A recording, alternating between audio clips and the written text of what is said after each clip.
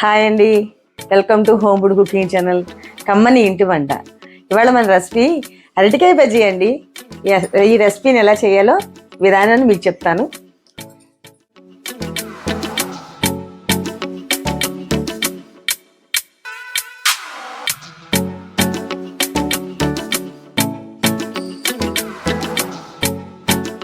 ఇలాగా పల్చగా వచ్చేలాగా స్లైసర్తో షాప్ చేసుకున్నానండి. ఇవి ఇలా ఉంటే బజ్జీ బాగా తినడానికి బాగుంటుందండి. లోన మందంగా ఉందనుకోండి ముక్క అనేది బాగోదండి తినడానికి. అందుకనే నేను చాలా పల్చగా వచ్చేలాగా కట్ చేసుకున్నానండి.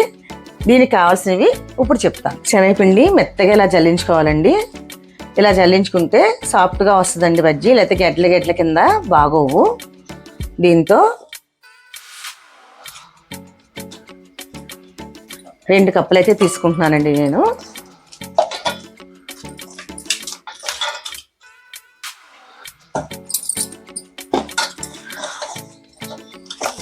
రెండు కప్పులు పిండి తీసుకున్నానండి, కొంచెం తగ్గింది. 2వ కప్పు.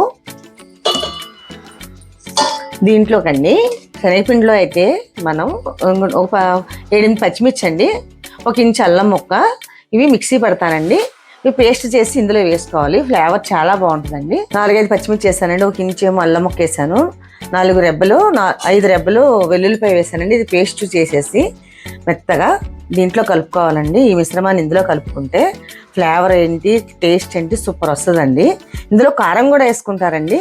అయితే నేను ఇలా చేస్తానండి ఇంట్లో, అది మీకు చూపిస్తున్నాను. ఏదైనా ఇష్టం అనిపిస్తే అది వేసుకోవచ్చండి.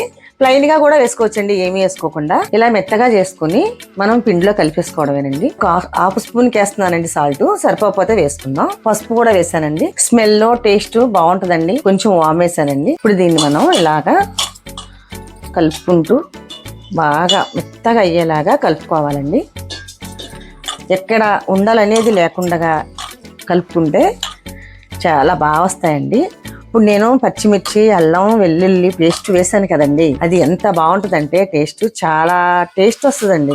ఫ్లేవర్ కూడా బాగుంటుందండి. నేను ఎప్పుడు ఇంట్లో వేసుకున్నా ఇలానే వేస్తానండి, బాగుంటుంది కదా అని. ఇప్పుడు దీంట్లో మనం కొద్దిగా సోడా వేసుకోవాలండి. ఇప్పుడు బాగా గుల్లగా పొంగుతుందండి. సోడా వేయడం వల్ల ఏంటంటే ఎక్కువ వేసుకోకూడదండి, మళ్ళీ ఒక చిటికెడంత వేసుకుంటే సరిపోద్ది.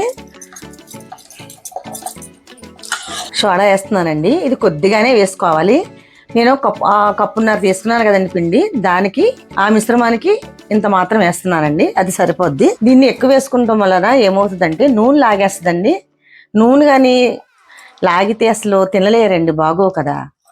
అందుకని మనం ముందు సోడా అనేది చాలా జాగ్రత్తగా మనం తీసుకునే పిండిని బట్టి వేసుకోవాలండి. ఇలా కలుపుకుంటే సరిపోద్దండి. చూసారా, మనం సాల్ట్ వేసాను కదండి, అది కూడా చూస్తాను, కొంచెం పడుతుందండి, వేస్తాను.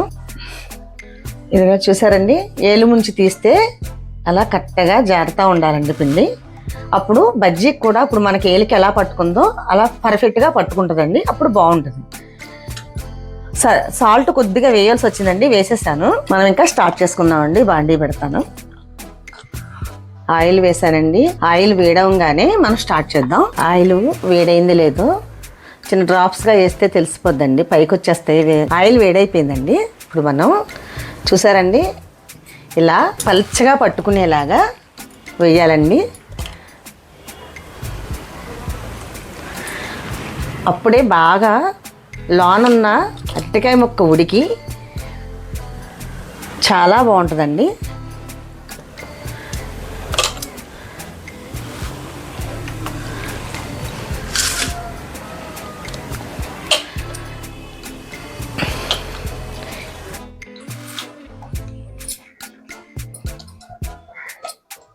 ఇందులో ఉన్న ఫ్లేవరు ఏగుతుంటే ఎంత బాగా వస్తుందోనండి. నా వీడియోస్ అన్నీ చూస్తున్నారు కదండి, సబ్స్క్రైబ్ చేయండి.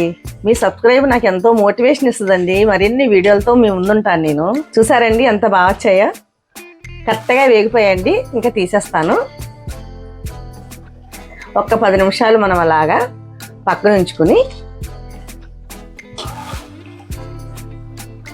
వెంటనే ప్లేట్లో సర్వ్ చేసేసుకుని బాగా వచ్చినాయి. చాలా బాగా పిండి పాళ్ళు అన్ని పర్ఫెక్ట్ గా చెప్పాను కదండి, మీరు దాన్ని ఫాలో అయితే సరిపోతుందండి. ఇలా చక్కగా వస్తాయి, చూస్తేనే తినేనిపించేలా వచ్చే. చూసారా బజ్జీలు? కారపొడి అండి ఇది.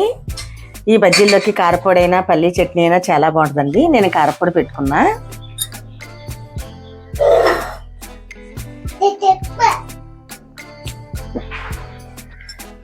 చాలా బాగా వచ్చాయండి, గుల్లగా చాలా బాగుంది. ఫ్లేవర్ కూడా చాలా బాగుందండి.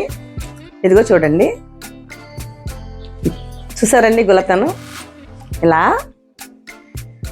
పిండి ముక్కకు కూడా అంటుకోకుండా బజ్జీ వస్తే పర్ఫెక్ట్గా వచ్చినట్టండి. ఇలా స్మూత్గా పిండి అంతా లోన చక్కగా ఉడికిపోయి, చూసారండి ఎంత బాగా వచ్చిందో. ఇది నేను చేసిన పాళ్ళని మీరు చూసారు కదండి. మీరు సేమ్ ఇలానే ట్రై చేయండి. మీకు ఎలా వచ్చిందో నాకు కామెంట్ చేయండి. లైక్ చేయండి, షేర్ చేయండి, సబ్స్క్రైబ్ చేయండి. బెల్ ఐకాన్ క్లిక్ చేయడం మటుకు మర్చిపోకండి. బాయ్ అండి, నెక్స్ట్ వీడియోలో కలుద్దాం.